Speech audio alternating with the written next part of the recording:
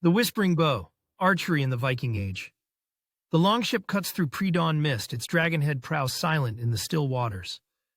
Among the warriors gripping axes and swords, one figure stands apart, his hands cradling not a blade, but a bow of yew, its curves whispering of ancient forests. When the raid begins, his arrows will fly first. Viking archery has long lived in the shadow of sword and axe, yet the bow is just as vital to Norse warfare.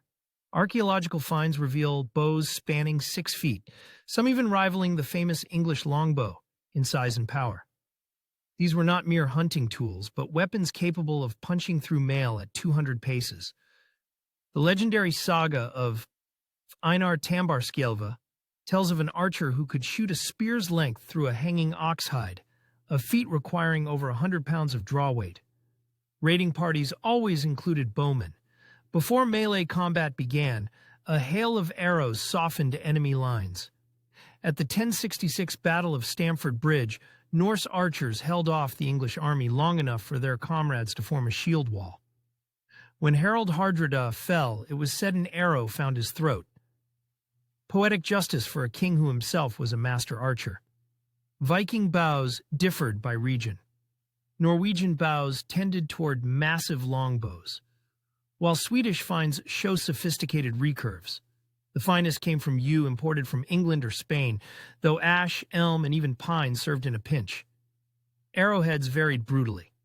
Broad hunting heads for unarmored foes, needle-like bodkins for piercing mail, and fearsome bearded heads designed to inflict wounds that wouldn't close. Fletching was an art.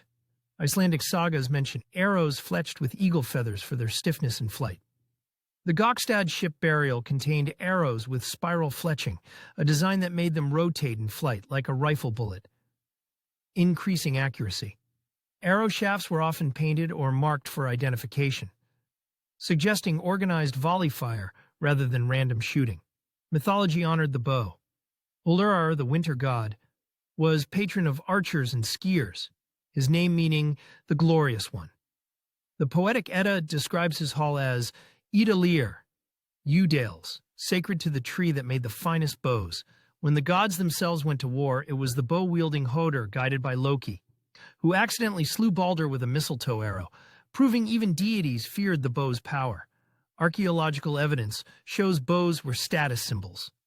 The Hedeby Harbor excavations revealed a bow wrapped in wool and birch bark, clearly a prized possession. Some ornate bows had carved grip sections or runic inscriptions. At Birka, a wealthy warrior was buried with a bow, quiver, and 48 arrows, his entire arsenal for the afterlife. The Viking bow's legacy endured. Norse settlers brought advanced archery to places like Orkney and Normandy. Some historians believe Viking techniques influenced the later English longbow tradition. Even after the Viking Age ended, Scandinavian armies continued fielding elite archers, like the Finnish bowmen who devastated crusading forces during the Northern Crusades. Today, when we imagine Vikings, we see axe-wielding berserkers, but we should also see the archers who cleared their path. The bow was the first weapon drawn in any conflict, the last line of defense and retreat, the silent killer in ambushes. It was the weapon that could strike before war cries began, that could fell a foe before he ever raised his shield. In the sagas, when heroes speak of their weapons, they name swords first, but always remember the bow. For in the hands of a skilled archer, a yew stave and a goose-feathered shaft could change the tide of battle as surely as any legendary blade. The Whispering Bow may not have roared like Thor's hammer, but its voice carried death just as far.